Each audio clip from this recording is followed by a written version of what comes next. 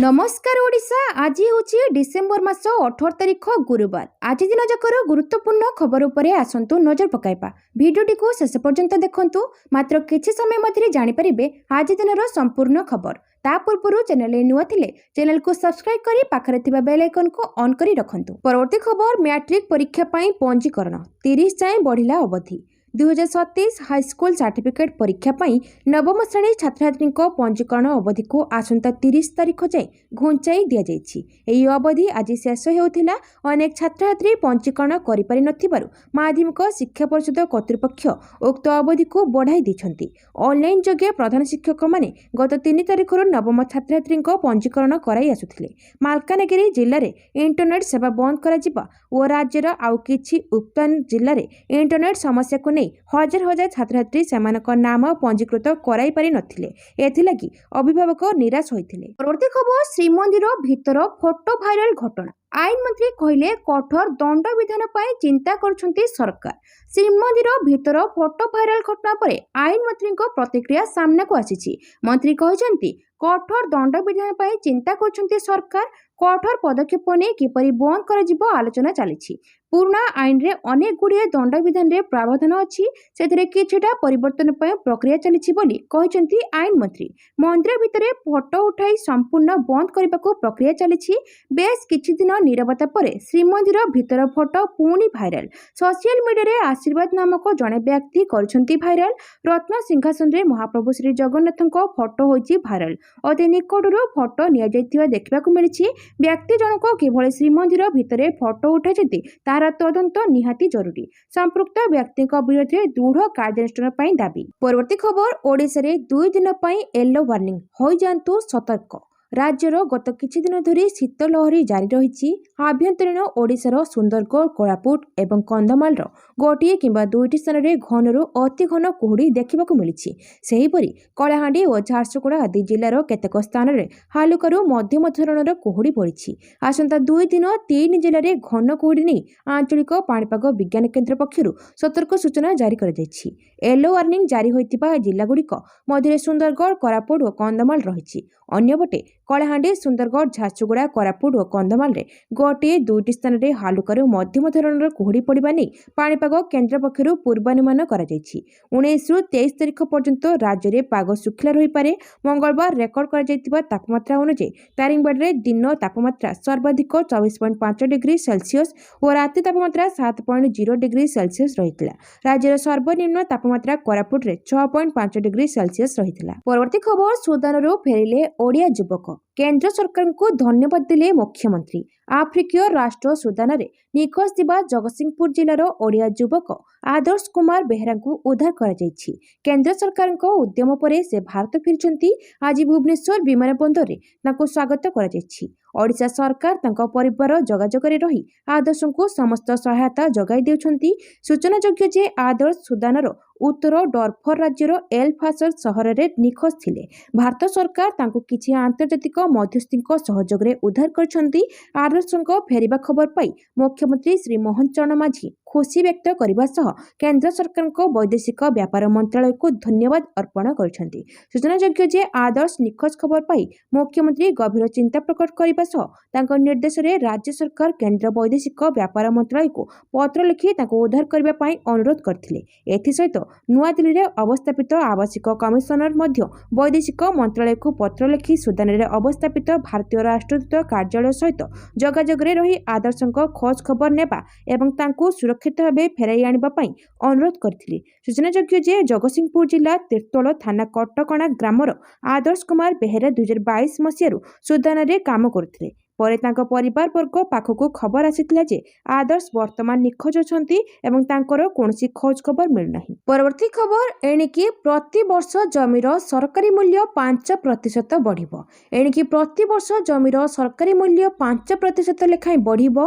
राजस्व और विपर्यय परिचालना विभाग पक्षरु ओडिशा स्टाम्प नियमावली 1952 रे संशोधन पूर्वक विज्ञप्ति जारी करा जायछि। विभाग पक्षरु दर्शा जायछि सब डिविजन भैल्यूएशन कमिटी तहसील ବାସିନ୍ଦାଙ୍କଠାରୁ ନିର୍ଦ୍ଦିଷ୍ଟ ଅଞ୍ଚଳର ଜମିର ବଜାର ମୂଲ୍ୟ ସମ୍ପର୍କିତ ତଥ୍ୟ ସଂଗ୍ରହ କରିବେ। ସହରାଞ୍ଚଳରେ ସର୍ବୋଚ୍ଚ ନିଲାମ ମୂଲ୍ୟ ପରିବର୍ତ୍ତେ ସମାନ ପ୍ରକାରର ଜମିର ହାରାହାରି ନିଲାମ ମୂଲ୍ୟକୁ ବେଞ୍ଚମାର୍କ ଭାଲ୍ୟୁ ଭାବେ ଗ୍ରହଣ କରାଯିବ। ଏହା ମାଧ୍ୟମରେ ଜମି ମୂଲ୍ୟ ନିର୍ଦ୍ଧାରଣରେ ଅଧିକ ପାରଦର୍ଶିତା ସୁନିଶ୍ଚିତ ହେବ ବୋଲି କୁହାଯାଇଛି। ସେହିପରି ବଜାର ମୂଲ୍ୟ ତାଲିକା ପ୍ରସ୍ତୁତ ହେବା ପରେ ତାହା ପ୍ରକାଶ ପାଇବ। ପ୍ରତି 2 ବର୍ଷରେ ଥରେ ସେଥିରେ ସଂଶୋଧନ କରାଯିବ। ପ୍ରଥମ ବର୍ଷ ପରେ ସହରାଞ୍ଚଳର ସ୍ଥାବର ସମ୍ପତ୍ତିର ମୂଲ୍ୟରେ ସ୍ୱୟଂଚାଳିତ ଭାବେ 5% ବୃଦ୍ଧି ହେବ। ଜିଲ୍ଲା ମୂଲ୍ୟାଙ୍କନ କମିଟିର ଅନୁମୋଦନ ପରେ ଏପ୍ରିଲ 1ରୁ ନୂଆ ଦର ଲାଗୁ ହେବ। ଯଦି କମିଟି ନିର୍ଦ୍ଧାରିତ 2 ବର୍ଷ ମଧ୍ୟରେ ସଂଶୋଧନ କରିବାରେ ଅସମର୍ଥ ହୁଅନ୍ତି ତାହେଲେ ଜିଲ୍ଲାପାଳ ପୂର୍ବ ଦରକୁ ଦୃଷ୍ଟିରେ ରଖି ବେଞ୍ଚମାର୍କ ଭାଲ୍ୟୁ 10% ବୃଦ୍ଧି କରିପାରିବେ। ପରବର୍ତ୍ତୀ ଖବର, ବଡ଼ଦିନ ଓ ନୂଆବର୍ଷ ପାଇଁ ଶ୍ରୀମନ୍ଦିରରେ ପ୍ରବେଶ କଟକଣା। ସିଂହଦ୍ୱାରରେ ପ୍ରବେଶ, ଅନ୍ୟ 3 ଦ୍ୱାରର ପ୍ରସ୍ଥାନ କରିବେ ଭକ୍ତ। ବଡ଼ଦିନ ଓ ନୂଆବର୍ଷରେ କେବଳ ସିଂହଦ୍ୱାର ଦେଇ ଭକ୍ତ ଓ ଶ୍ରଦ୍ଧାଳୁମାନେ ଶ୍ରୀମନ୍ଦିରରେ ପ୍ରବେଶ କରିବେ ଏବଂ ଅନ୍ୟ 3 ଦ୍ୱାର ଦେଇ ପ୍ରସ୍ଥାନ କରିବେ। ପଞ୍ଚୁକ ସମୟରେ ଏହି ବ୍ୟବସ୍ଥା ଅନୁସାରେ ଶ୍ରଦ୍ଧାଳୁଙ୍କ ଦର୍ଶନ ଶୃଙ୍ଖଳିତ ହୋଇଥିଲା। ତେଣୁ ଭକ୍ତଙ୍କ ସୁବିଧା ପାଇଁ ଏହା କରାଯିବ ବୋଲି ଜିଲ୍ଲାପାଳ ଦିବ୍ୟଜ୍ୟୋତି ପରିଡ଼ା ଆଜି ସୂଚନା ଦେଇଛନ୍ତି। ମଙ୍ଗଳବାର ସର୍କିଟ ହାଉସଠାରେ ବଡ଼ଦିନ ଓ ନୂଆବର୍ଷ ସମୟରେ ଶୃଙ୍ଖଳିତ ଦର୍ଶନ ଓ ଅନ୍ୟାନ୍ୟ ବ୍ୟବସ୍ଥାକୁ ନେଇ ଏକ ପ୍ରସ୍ତୁତି ବୈଠକ ଅନୁଷ୍ଠିତ ହୋଇଯାଇଥିଲା। ଜିଲ୍ଲାପାଳ ଶ୍ରୀ ପରିଡ଼ା ଏଥିରେ ଅଧ୍ୟକ୍ଷତା କରି କହିଥିଲେ ଯେ ବର୍ଷ ଶେଷ ସହ ଛୁଟି ଦିନ ରହିଥିବାରୁ ବଡ଼ଦିନ ଓ ନୂଆବର୍ଷରେ ମହାପ୍ରଭୁଙ୍କ ଦର୍ଶନ ପାଇଁ ଭକ୍ତଙ୍କ ପ୍ରବଳ ଜନସମାଗମ ହେବ। ତେଣୁ ଶୃଙ୍ଖଳିତ ଦର୍ଶନ ସହ ସୁରକ୍ଷା ବ୍ୟବସ୍ଥା, ଆଇନ ଶୃଙ୍ଖଳା, ସ୍ୱାସ୍ଥ୍ୟସେବା, ପାନୀୟ ଜଳ ଯୋଗାଣ, ଗମନାଗମନ, ଟ୍ରାଫିକ୍ ନିୟନ୍ତ୍ରଣ, ସ୍ୱଚ୍ଛତା ଇତ୍ୟାଦି ଅତ୍ୟାବଶ୍ୟକ ବ୍ୟବସ୍ଥା ପାଇଁ ପରାମର୍ଶ ଦେଇଥିଲେ। ଶ୍ରଦ୍ଧାଳୁମାନଙ୍କ ଦର୍ଶନ ପାଇଁ ବ୍ୟାରିକେଡ୍ ବ୍ୟବସ୍ଥା ହୋଇଥିବାରୁ ମନ୍ଦିର ଭିତରେ ଓ ବାହାରେ ପାନୀୟ ଜଳ ପ୍ରଦାନ ବ୍ୟବସ୍ଥା କରାଯିବ। ପରବର୍ତ୍ତୀ ଖବର, ଇପିଏଫ୍ଓ କର୍ମଚାରୀଙ୍କ ପାଇଁ ଖୁସି ଖବର। ଏହି ଦିନଠାରୁ ଏଟିଏମ୍ରୁ ଉଠାଇ ପାରିବେ ପିଏଫ୍ ଟଙ୍କା। ସରକାରଙ୍କ ବଡ଼ ଘୋଷଣା। କେନ୍ଦ୍ର ଶ୍ରମ ମନ୍ତ୍ରୀ ମନସୁଖ ମାଣ୍ଡବ୍ୟ ଘୋଷଣା କରିଛନ୍ତି ଯେ କର୍ମଚାରୀମାନଙ୍କ ପାଇଁ ପିଏଫ୍ ଉଠାଣ ପ୍ରକ୍ରିୟା ଖୁବ୍ ଶୀଘ୍ର ବହୁତ ସହଜ ହୋଇଯିବ। ସେ କହିଛନ୍ତି ଯେ ମାର୍ଚ୍ଚ 2026 ସୁଦ୍ଧା କର୍ମଚାରୀମାନେ ୟୁପିଆଇ ଏବଂ ଏଟିଏମ୍ ମାଧ୍ୟମରେ ସେମାନଙ୍କ ପିଏଫ୍ ଆକାଉଣ୍ଟରୁ ସିଧାସଳଖ ଟଙ୍କା ଉଠାଣ କରିପାରିବେ। ଏହାର ଅର୍ଥ ହେଉଛି ପିଏଫ୍ ପାଣ୍ଠି ଉଠାଣ ଏବେ ବ୍ୟାଙ୍କରୁ ଟଙ୍କା ଉଠାଣ ପରି ସହଜ ହୋଇଯିବ। ମନସୁଖ ମାଣ୍ଡବ୍ୟ ସ୍ୱୀକାର କରିଛନ୍ତି ଯେ ଏପର୍ଯ୍ୟନ୍ତ ଲୋକଙ୍କୁ ପିଏଫ୍ ଉଠାଇବା ପାଇଁ ଅନେକ ଫର୍ମ ପୂରଣ କରିବାକୁ ପଡୁଥିଲା, ଯାହା ସାଧାରଣ କର୍ମଚାରୀମାନଙ୍କୁ ଅସୁବିଧାରେ ସମ୍ମୁଖୀନ କରୁଥିଲା। ଏବେ ଏହି ପ୍ରକ୍ରିୟା ସମ୍ପୂର୍ଣ୍ଣ ଡିଜିଟାଲ ଏବଂ ସୁଗମ ହେବ। ସରକାର ପୂର୍ବରୁ ପିଏଫ୍ ଆକାଉଣ୍ଟଗୁଡ଼ିକୁ ୟୁଏଏନ୍, ଆଧାର ଏବଂ ବ୍ୟାଙ୍କ ଆକାଉଣ୍ଟ ସହିତ ଲିଙ୍କ କରିସାରିଛନ୍ତି। ଏବେ ଡେବିଟ୍ କାର୍ଡ ଏବଂ ଏଟିଏମ୍ ବିକଳ୍ପ ଯୋଡ଼ାଯିବ। ଏହା ଆବଶ୍ୟକ ହେଲେ କର୍ମଚାରୀମାନଙ୍କୁ ତୁରନ୍ତ ସେମାନଙ୍କ ପିଏଫ୍ ବାଲାନ୍ସର 75% ପର୍ଯ୍ୟନ୍ତ ଉଠାଇବାକୁ ଅନୁମତି ମିଳିବ। ପରବର୍ତ୍ତୀ ଖବର, ବାଂଲାଦେଶୀ ଅନୁପ୍ରବେଶକାରୀଙ୍କୁ ଚିହ୍ନଟ ପ୍ରସଙ୍ଗ। ହାଇକୋର୍ଟରେ ରାଜ୍ୟ ସରକାରଙ୍କ ସତ୍ୟପାଠ। ବାଂଲାଦେଶୀ ଅନୁପ୍ରବେଶକାରୀଙ୍କୁ ଚିହ୍ନଟ, ଅଟକ ଓ ସେମାନଙ୍କୁ ଦେଶାନ୍ତରୀକରଣ ପାଇଁ ସବୁ ଜିଲ୍ଲାରେ କେନ୍ଦ୍ର ଗୃହ ମନ୍ତ୍ରଣାଳୟର ନିର୍ଦ୍ଦେଶ ଅନୁସାରେ ସ୍ପେଶାଲ ଟାସ୍କ ଫୋର୍ସ ଗଠନ କରାଯାଇଛି। ଏ ସଂକ୍ରାନ୍ତ କେନ୍ଦ୍ର ଗୃହ ମନ୍ତ୍ରଣାଳୟ ଓ ରାଜ୍ୟ ଗୃହ ବିଭାଗର ନିର୍ଦ୍ଦେଶନାମା ପାଳନ ପାଇଁ ସମସ୍ତ ଏସ୍ପି ତଥା ବିଦେଶୀ ପଞ୍ଜୀକରଣ ଅଧିକାରୀଙ୍କୁ ଆଦେଶ ଦିଆଯାଇଛି। ମୁଖ୍ୟ ବିଚାରପତି ଜଷ୍ଟିସ୍ ହରିଶ ଟଣ୍ଡନ ଓ ଜଷ୍ଟିସ୍ ଏମ୍ଏସ୍ ରମଣଙ୍କୁ ନେଇ ଗଠିତ ଖଣ୍ଡପୀଠରେ ଆଇନଜୀବୀ ଶିବଶଙ୍କର ମହାନ୍ତିଙ୍କ ତରଫରୁ ଦାୟର ଜନସ୍ୱାର୍ଥ ମାମଲାର ଶୁଣାଣି ବେଳେ ରାଜ୍ୟ ସରକାରଙ୍କ ତରଫରୁ ଦାଖଲ ସତ୍ୟପାଠରେ ଏହା ଉଲ୍ଲେଖ କରାଯାଇଛି। ଗୁଇନ୍ଦା ନିର୍ଦ୍ଦେଶକ ଆର୍ପି କୋଚେଙ୍କ ତରଫରୁ ଦାଖଲ ସତ୍ୟପାଠରେ ଉଲ୍ଲେଖ କରାଯାଇଛି ଯେ କେନ୍ଦ୍ର ଗୃହ ମନ୍ତ୍ରଣାଳୟ ଗାଇଡଲାଇନ ଅନୁସାରେ 2ଟି ରାଜ୍ୟସ୍ତରୀୟ ହୋଲ୍ଡିଂ ସେଣ୍ଟର କ୍ୟାମ୍ପ ଓ 19ଟି ଜିଲ୍ଲାସ୍ତରୀୟ ହୋଲ୍ଡିଂ ସେଣ୍ଟର କରାଯାଇଛି।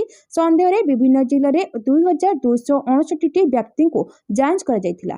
ଏଥିରୁ 2176 ଭାରତୀୟ ବୋଲି ଜଣାପଡ଼ିବା ପରେ ସେମାନଙ୍କୁ ଛାଡ଼ି ଦିଆଯାଇଥିଲା। ପରବର୍ତ୍ତୀ ଖବର, ଇଥିଓପିଆ ସଂସଦରେ ମୋଦିଙ୍କ ଐତିହାସିକ ଭାଷଣ। ଇଥିଓପିଆକୁ ସିଂହମାନଙ୍କ ଦେଶ କହିଲେ ପ୍ରଧାନମନ୍ତ୍ରୀ। ପ୍ରଧାନମନ୍ତ୍ରୀ ମୋଦିଙ୍କୁ ଇଥିଓପିଆର ସର୍ବୋଚ୍ଚ ସମ୍ମାନ, ମୋଦିଙ୍କୁ ଇଥିଓପିଆର ସର୍ବୋଚ୍ଚ ବେସାମରିକ ସମ୍ମାନ ଦ ଗ୍ରେଟ୍ ଅନର ନିଶାନ ଅଫ୍ ଇଥିଓପିଆ ପ୍ରଦାନ କରାଯାଇଛି। ଏହି ସମ୍ମାନ ପାଇବାରେ ମୋଦି ହେଉଛନ୍ତି ବିଶ୍ୱର ପ୍ରଥମ ନେତା।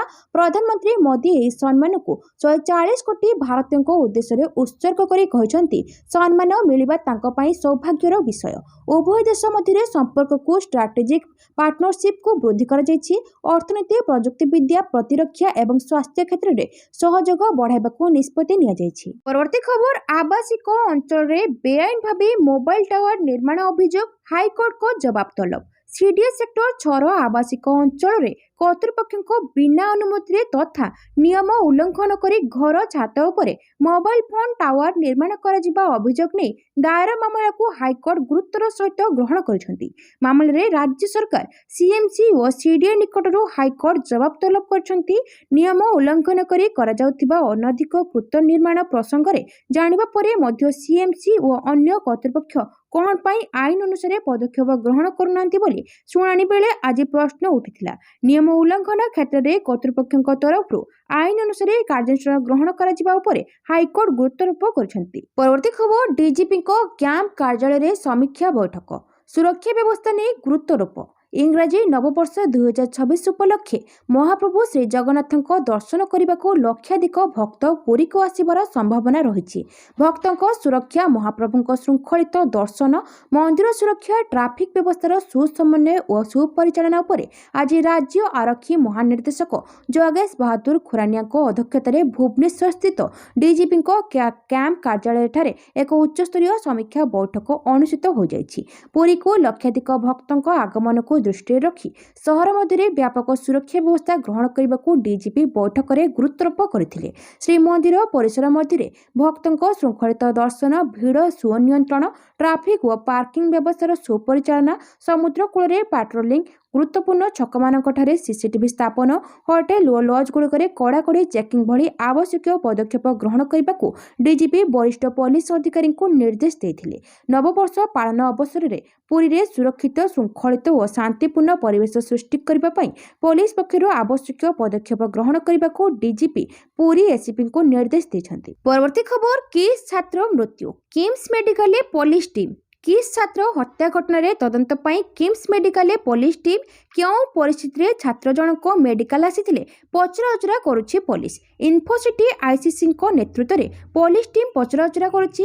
अन्यपटे किस छात्र हत्या घटन न्याय मागिले परिवार और संपर्कीय झाड़ा होछि डाकी मृतदेह धराईदेले कहिले मृतकों अजा कहते जे 30,000 छुआ रोचंती किपरि दायित्व ज्ञान रहिले नाही आ जो छुआ माने सेठी अछंती सेमानक भाग्य कौन हेबो। मोहन भाई सरकार टिके कथा बुझंतु। घटना पाई स्कूल कर्तृपक्ष को दायी कले संपर्कीय आम पिला को हत्या कराଯାଇଛି कोटी टंका क्षतिपूरण दिंतु से माने धनी लोक टंका दे सब चापी देउछंती आमे मोहन सरकार ठारू न्याय पाइबा नहीं आशा रखिछु। परवर्ती खबर दिल्ली प्रदूषण एबे घरे काम करिवे 50% सरकारी कर्मचारी। दिल्ली सरकार राजधानी रे निरंतर भाव में उच्च वायु प्रदूषण मुकाबला पाई आउ एक बड़ पदक्षेप नेछंती। सरकार समस्त कार्यालय रे 50% घरू काम करिबा व्यवस्था लागू करछंती। नियम उल्लंघन कले दृढ़ कार्यानुष्ठान हेबो। किछि दिन हैला दिल्ली एनसीआर रे वायु प्रदूषण बढ़ी चली। पूर्वरु ऑनलाइन रे नर्सरी रु पंचम श्रेणी पर्यंत पाठपढ़ा पाई सरकार निर्देशनामा जारी करछंती। दिल्लीर वायु गुणवत्ता क्रमागत 3 दिन धरी गंभीर श्रेणी रे रहिबा परे मंगलवार सामान्य उन्नति होई अत्यंत खराब श्रेणी को आसीछि। केंद्रीय प्रदूषण नियंत्रण बोर्ड अनुसार सकाळ 9 रे AQI 378 रे रेकर्ड करा जायछि जहां सोमवार संध्या रे 427 टारु सामान्य भल रहिछि।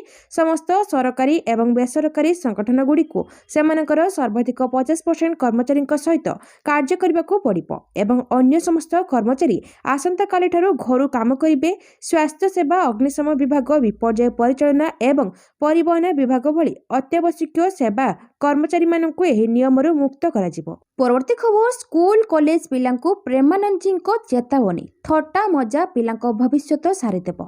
आजिकाली स्कूल पिला कि कॉलेज पिला हुंतु कि ऑफिसर कर्मचारी सबुठी दी अर्थबोधक शब्द व्यवहार करिबारे समस्ते जेपरी माहिर होई गलेनी। पार्टीरो किछि मजा कथा बाहरिले सेथिरे श्रुति कटु कथा टिके थिबो नहेले काहारी को जेमिति भलो लागु नथिबो। अशालीन भाषारे परस्पर को थट्टा मजा करिबा गोटे ट्रेंड होई गलानी किंतु एहा जे छात्र समाज पाए विपद एवं एहा छात्र मानक भविष्यत को नष्ट करिदेबो एभली चेतावनी दैछंती वृंदावनर संत प्रेमानंद जी महाराज। एभली एक प्रश्न नै जणे व्यक्ति पहुंचीथिले ମହାରାଜଙ୍କ ପାଖରେ। ସେ ପଚାରିଥିଲେ ସ୍କୁଲ କଲେଜମାନଙ୍କରେ ପିଲାମାନେ ଖରାପ ଭାଷାରେ ଗାଳିଗୁଲଜ କରିବା, ଭୁଲ ଶୈଳୀରେ ଥଟ୍ଟା କରିବା ଗୋଟେ ସାଧାରଣ କଥାରେ ପରିଣତ ହୋଇଗଲାଣି। ପିଲାଙ୍କଠାରେ ଏଭଳି ପରିବର୍ତ୍ତନ ବାପା ମାଙ୍କୁ ଚିନ୍ତାରେ ପକାଉଛି। ଏଭଳି ଏକ ବାପାଙ୍କ ପ୍ରଶ୍ନର ଉତ୍ତର ଦେବାକୁ ଯାଇ ପ୍ରେମାନନ୍ଦଜୀ ଏଭଳି ଉତ୍ତର ଦେଇଥିଲେ ଯାହା ଏବେ ସୋସିଆଲ ମିଡିଆରେ ଭାଇରାଲ ହେଉଛି। ପରବର୍ତ୍ତୀ ଖବର, ଆରପାରିରେ ଓଲିଉଡ ପ୍ରଯୋଜକ ରବୀନ୍ଦ୍ର ସାହୁ। ଓଲିଉଡ ଇଣ୍ଡଷ୍ଟ୍ରିରୁ ଆସିଲା ଦୁଃଖଦ ଖବର।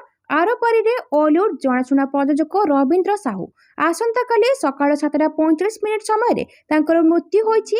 ତାଙ୍କ ଦେହାନ୍ତ ନେଇ ରବୀନ୍ଦ୍ରଙ୍କ ବଡ଼ ପୁଅ ତଥା ବିଜେଡି ରାଜ୍ୟ ସାଧାରଣ ସମ୍ପାଦକ ରଣଜିତ ସାହୁ ସୂଚନା ଦେଇଛନ୍ତି। ଗତ କିଛି ଦିନ ହେବ ତାଙ୍କର ସ୍ୱାସ୍ଥ୍ୟଗତ ସମସ୍ୟା ରହିଥିଲା। ଫଳରେ ଅସୁସ୍ଥତା ନେଇ ଭୁବନେଶ୍ୱର ଘରୋଇ ହସ୍ପିଟାଲରେ ଚିକିତ୍ସିତ ହେଉଥିଲେ। ଫଳରେ ଚିକିତ୍ସାଧୀନ ଅବସ୍ଥାରେ ସେ ଆଖି ବୁଜିଛନ୍ତି। ମୃତ୍ୟୁ ବେଳକୁ ତାଙ୍କୁ 81 ବର୍ଷ ହୋଇଥିଲା। ତାଙ୍କ ବିୟୋଗରେ ଓଲିଉଡ ଓ ପରିବାରରେ ଶୋକର ଛାୟା ଖେଳିଯାଇଛି।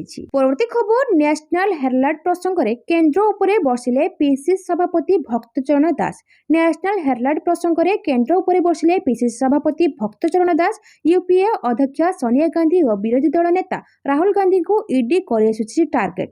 ରାହୁଲ ଓ ସୋନିଆଙ୍କ ବିରୋଧରେ ମିଛ ଦୁର୍ନୀତି ଅଭିଯୋଗ ଅଣାଯାଉଛି। ଗଣତନ୍ତ୍ର ଓ ସମ୍ବିଧାନକୁ ଧ୍ୱଂସ କରିବା ଲାଗି ଚାଲିଛି ଷଡ଼ଯନ୍ତ୍ର। ସୋନିଆ ଓ ରାହୁଲଙ୍କ ବିରୋଧରେ ବିଜେପି ବାରମ୍ବାର କରିଆସୁଛି ମିଛ ଆରୋପ। ଅସାଧୁ ଉପାୟରେ ଭୋଟ ଚୋରି କରିଆସୁଥିବା ବିଜେପିର ମୁଖା ଖୋଲିଛି। ବିରୋଧୀଙ୍କ ସ୍ୱରକୁ ଦମନ କରିବା ଲାଗି ଷଡ଼ଯନ୍ତ୍ର ଚାଲିଛି।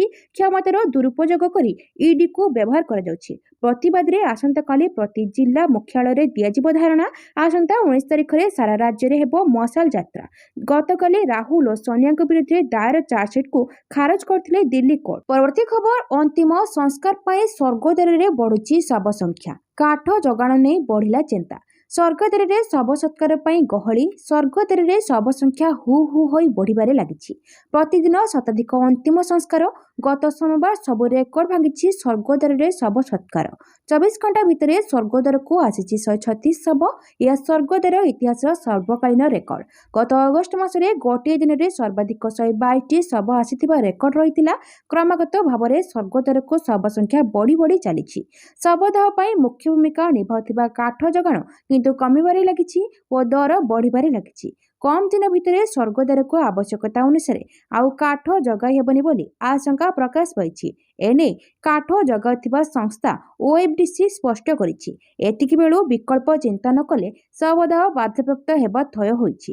ଏଣେ ଶବ ସଂଖ୍ୟା ବଢୁଥିବାରୁ ଖରାବେଳେ ଶବ ନେଇ ଆସିଲେ ରାତିରେ ଦାହ କରିବାକୁ ସୁଯୋଗ ମିଳୁଛି, ଯାହାକୁ ନେଇ ପରିଜନଙ୍କ ମଧ୍ୟରେ ପ୍ରବଳ ଅସନ୍ତୋଷ ପ୍ରକାଶ ପାଇଛି। ପରବର୍ତ୍ତୀ ଖବର, 7 ରାଷ୍ଟ୍ର ବିରୋଧରେ ଟ୍ରାଭେଲ ବ୍ୟାନ୍ ପୁଣି କଠୋର ହେଲେ ଆମେରିକା ରାଷ୍ଟ୍ରପତି ଟ୍ରମ୍ପ।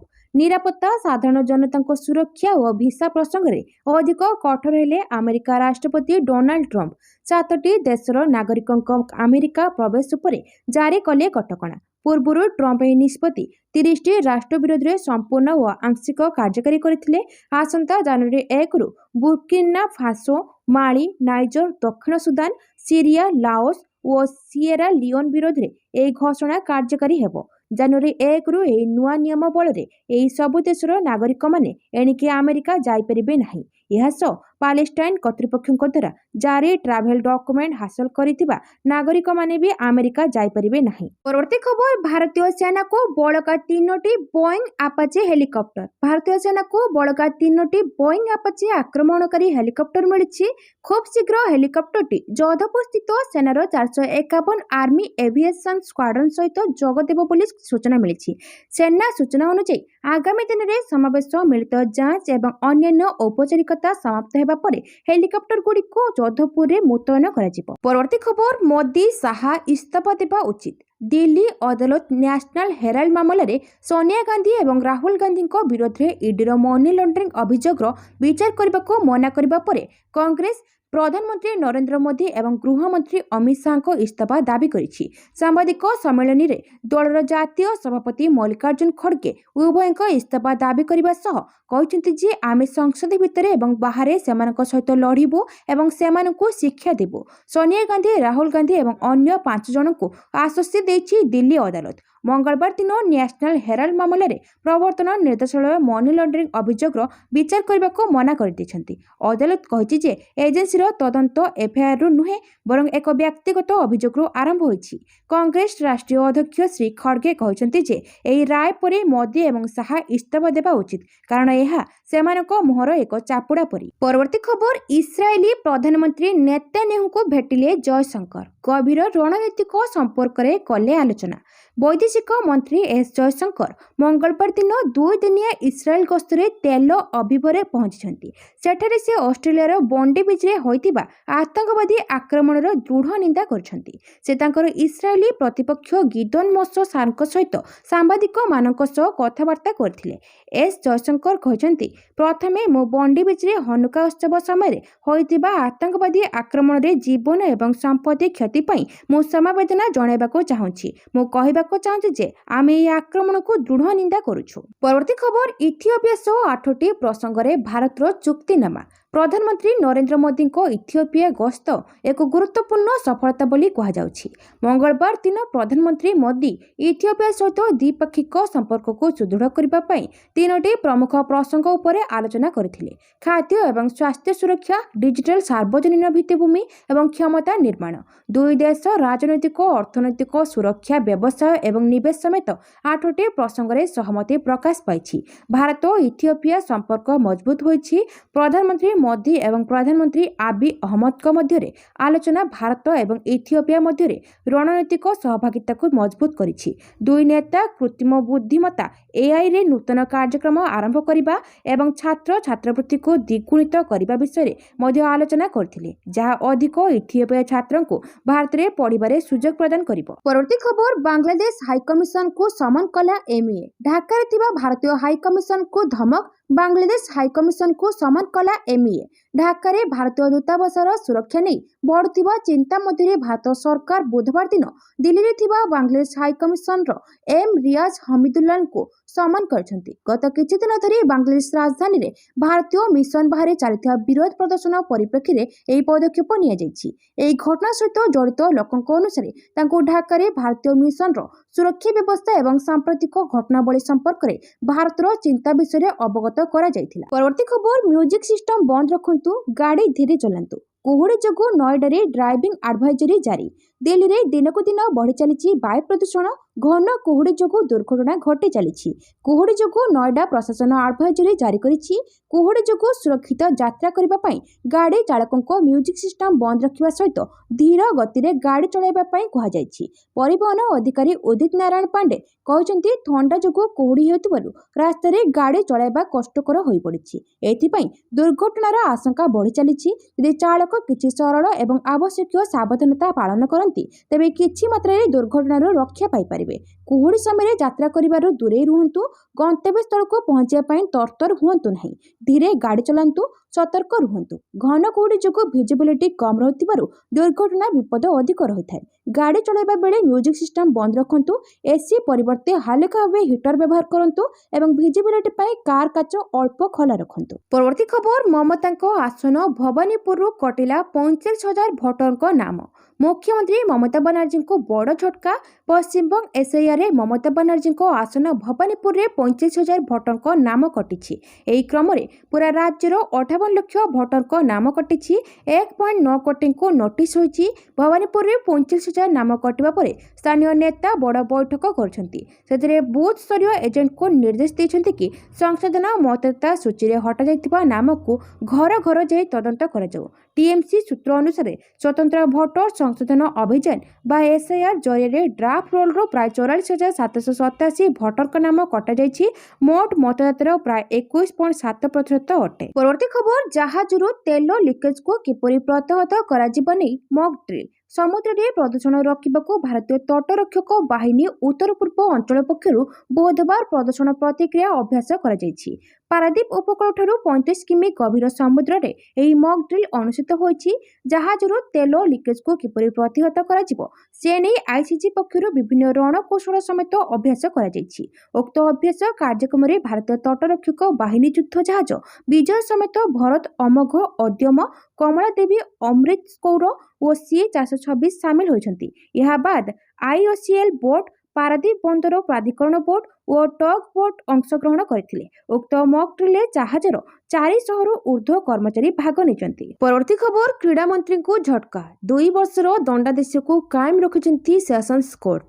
ମହାରାଷ୍ଟ୍ରର କ୍ରୀଡ଼ାମନ୍ତ୍ରୀ ମାଣିକ ରାଓ କାକେଟଙ୍କ ପାଇଁ ସମସ୍ୟା ବଢ଼ିଯାଇଛି।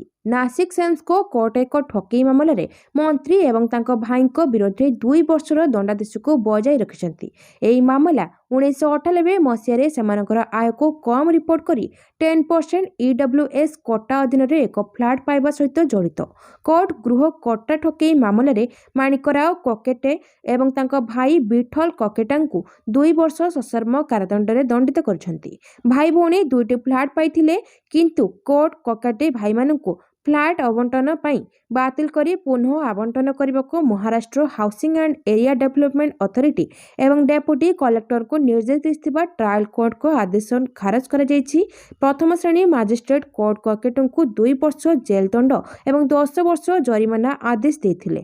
ଏହି ମାମଲା 30 ବର୍ଷରୁ ଅଧିକ ପୁରୁଣା। ସେମାନେ ନିମ୍ନ ଆୟ ଗୋଷ୍ଠୀବର୍ଗ ପାଇଁ ଉଦ୍ଦିଷ୍ଟ ଫ୍ଲାଟ୍ ପାଇବା ପାଇଁ ଜାଲ କାଗଜପତ୍ର ବ୍ୟବହାର କରିଥିଲେ। ଏକ ମାଜିଷ୍ଟ୍ରେଟ କୋର୍ଟ ଜାଣିବାକୁ ପାଇଲେ ଯେ କୋକେଟେ ଏବଂ ତାଙ୍କ ଭାଇ ବିଜୟ କୋକେଟେ ମୁଖ୍ୟମନ୍ତ୍ରୀଙ୍କ ଇଚ୍ଛାଧୀନ କୋଟା ଅଧୀନରେ ଜାଲିଆତି କରି 2ଟି ଫ୍ଲାଟ୍ ହାସଲ କରିଥିଲେ। ପରେ ସେମାନଙ୍କୁ ଏହି ମାମଲାରେ ଜାମିନ ଦିଆଯାଇଥିଲା। ପରେ ସେସନ୍ସ କୋର୍ଟରେ ଆବେଦନ କରାଯାଇଥିଲା। ତଥାପି ଜିଲ୍ଲା ସେସନ୍ସ ଜଜ୍ PM ବଦର ମଙ୍ଗଳବାର ଦିନ ସେମାନଙ୍କ ଦୋଷକୁ ବଜାୟ ରଖିଛନ୍ତି। ପରବର୍ତ୍ତୀ ଖବର, 39 ଦେଶକୁ ଆମେରିକାରେ ପ୍ରବେଶ ନିଷେଧ। 39 ଦେଶକୁ ଆମେରିକାରେ ପ୍ରବେଶ ନିଷେଧ। ଆମେରିକାର ରାଷ୍ଟ୍ରପତି ଡୋନାଲ୍ଡ ଟ୍ରମ୍ପ ଜାତୀୟ ଏବଂ ସାଧାରଣ ସୁରକ୍ଷାକୁ ଦୃଷ୍ଟିରେ ରଖି ପ୍ରବାସୀ ନୀତିକୁ ଅଧିକ କଡ଼ାକଡ଼ି କରିଛନ୍ତି। ମଙ୍ଗଳବାର ଟ୍ରମ୍ପ ପ୍ରଶାସନ ଆଉ 7ଟି ଦେଶ ଏବଂ ପାଲେଷ୍ଟାଇନକୁ ଆମେରିକାରେ ପ୍ରବେଶ ନିଷେଧ ଘୋଷଣା କରିଛନ୍ତି। ଏହା ସହିତ ଅନ୍ୟ 15ଟି ଦେଶର ନାଗରିକଙ୍କ ଉପରେ ଆଂଶିକ ପ୍ରବେଶ ପ୍ରତିବନ୍ଧକ ଲଗାଇଛି। ଟ୍ରମ୍ପ ପ୍ରଶାସନର ଏହି ପଦକ୍ଷେପ ସହିତ ଆମେରିକାରେ ପ୍ରବେଶ ନିଷେଧ ଦେଶର ସଂଖ୍ୟା 39କୁ ବୃଦ୍ଧି ପାଇଛି। ହ୍ୱାଇଟ୍ ହାଉସ୍ ତଥ୍ୟପତ୍ର ଅନୁଯାୟୀ ଏହି ଯାତ୍ରା ପ୍ରତିବନ୍ଧକ ଜାନୁଆରୀ 1 ତାରିଖରୁ ଲାଗୁ ହେବ। ପ୍ରଶାସନ କହିଛି ଯେ ଦୁର୍ବଳ ଭିସା ସ୍କ୍ରିନିଂ ବ୍ୟବସ୍ଥା, ଅଧିକ ଭିସା ଅବଧି ହାର ଏବଂ ଆତଙ୍କବାଦୀ କାର୍ଯ୍ୟକଳାପର ବିପଦକୁ ଦୃଷ୍ଟିରେ ରଖି ଏହି ପଦକ୍ଷେପ ନିଆଯାଇଛି। ପରବର୍ତ୍ତୀ ଖବର, ଜଳପଥରେ ଶତ୍ରୁକୁ ମାତ୍ ଦେବାକୁ ପ୍ରସ୍ତୁତ ଭାରତ। ଭାରତୀୟ ନୌସେନାର ଶକ୍ତି ବଢ଼ାଉଛି ରୋମିଓ ହେଲିକପ୍ଟର। ଗୋଆର ନେଭାଲ ବେସ୍ରେ ଆଜି ବିଧିବଦ୍ଧ ଭାବେ ନୌସେନାରେ ସାମିଲ ହୋଇଛି ଅତ୍ୟାଧୁନିକ MH-60R ରୋମିଓ ହେଲିକପ୍ଟର। ହିନ୍ଦ ମହାସାଗରରେ ଶତ୍ରୁ ପକ୍ଷର ଗତିବିଧି ଉପରେ ନଜର ରଖିବା ପାଇଁ ଏହି ହେଲିକପ୍ଟର ଏକ ବଡ଼ ଅସ୍ତ୍ର ସାବ୍ୟସ୍ତ ହେବ। ଏହା ହେଉଛି ଭାରତୀୟ ନୌସେନାର ଦ୍ୱିତୀୟ ରୋମିଓ ସ୍କ୍ୱାଡ୍ରନ୍, ଯାହାକୁ ପଶ୍ଚିମ ସାମୁଦ୍ରିକ ସୀମାରେ ନିୟୋଜିତ କରାଯିବ। ଏଥିରେ ରହିଛି ମଲ୍ଟି ମୋଡ୍ ରଡାର ଏବଂ ହାଇ ରିଜୋଲ୍ୟୁସନ କ୍ୟାମେରା, ଯାହା ସମୁଦ୍ର ଭିତରେ ଲୁଚି ରହିଥିବା ଶତ୍ରୁର ବୁଡ଼ା ଜାହାଜକୁ ଖୋଜି ବାହାର କରିପାରିବ। ପରବର୍ତ୍ତୀ ଖବର, ଡଲାର ତୁଳନାରେ ଟଙ୍କାର ବିନିମୟ ମୂଲ୍ୟ 91 ଟଙ୍କା ପାର। ମହଙ୍ଗା ହେବ ବିଦେଶ ଭ୍ରମଣ। ଦିନକୁ ଦିନ ଅଧିକ ଦୁର୍ବଳ ହୋଇ ଚାଲିଛି। ଆଜି ଆମେରିକୀୟ ଡଲାର ତୁଳନାରେ ଭାରତୀୟ ମୁଦ୍ରାର ବିନିମୟ ମୂଲ୍ୟ 91 ଟଙ୍କା ପାର କରିଯାଇଛି। କାରବାର ମଝିରେ ଡଲାର ତୁଳନାରେ ଟଙ୍କାର ବିନିମୟ ମୂଲ୍ୟ ସର୍ବକାଳୀନ ରେକର୍ଡ ସ୍ତର 91.14ରେ ପହଞ୍ଚି ଯାଇଥିଲା। ମଙ୍ଗଳବାର ବଜାର ଖୋଲିବା ସହିତ ଏହା 90.87 ସ୍ତରରେ ରହିଥିଲା। ତେବେ କାରବାର ଶେଷରେ ଏହା 90.91 ସ୍ତରରେ ବନ୍ଦ ହୋଇଛି। ସୋମବାର ଟଙ୍କାର ବିନିମୟ ମୂଲ୍ୟ 25 ପଇସା ହ୍ରାସ ଘଟିଥିଲା। ଆମେରିକା ସହିତ ବାଣିଜ୍ୟ ଚୁକ୍ତିରେ ନେଆ ଅନିଶ୍ଚିତତା ଏବଂ ଲଗାତାର ବିଦେଶୀ ପାଣ୍ଠି ପ୍ରତ୍ୟାହାର ଯୋଗୁଁ ଟଙ୍କା ଚାପ ମଧ୍ୟରେ ରହିଛି। 2025ରେ ଏଯାଏଁ ଟଙ୍କା 6% ଦୁର୍ବଳ ହୋଇଛି। ଜାନୁଆରୀ 1ରେ ଡଲାର ତୁଳନାରେ ଟଙ୍କା 85.72 ସ୍ତରରେ ଥିଲା। ଟଙ୍କା ଦୁର୍ବଳ ହେବା ଅର୍ଥ ଭାରତ ପାଇଁ ସାମଗ୍ରୀ ଆମଦାନୀ ମହଙ୍ଗା ହେବ। ଏହା ବ୍ୟତୀତ ବିଦେଶ ଭ୍ରମଣ ଏବଂ ବିଦେଶରେ ପାଠ ପଢ଼ାପଢ଼ି ବି ମହଙ୍ଗା ହୋଇଯାଇଛି। ଟଙ୍କା ଦୁର୍ବଳ ହେବା ଦ୍ୱାରା ରପ୍ତାନିକାରୀଙ୍କୁ ଅଧିକ ଫାଇଦା ହେବ। ପର୍ଯ୍ୟଟକଙ୍କ ପାଇଁ ଭାରତ ଶସ୍ତା ହେବ। ମେଡିକାଲ ପର୍ଯ୍ୟଟନକୁ ପ୍ରୋତ୍ସାହନ ମିଳିବା ସହ ଡଲାର ପଠାଇ ପ୍ରବାସୀ ଭାରତୀୟମାନେ ଅଧିକ ଟଙ୍କା ପାଇବେ। ଅନ୍ୟପକ୍ଷରେ ଦରଦାମ ବଢ଼ିବ। ଅଶୋଧିତ ତୈଳ ଏବଂ ସୁନା ମହଙ୍ଗା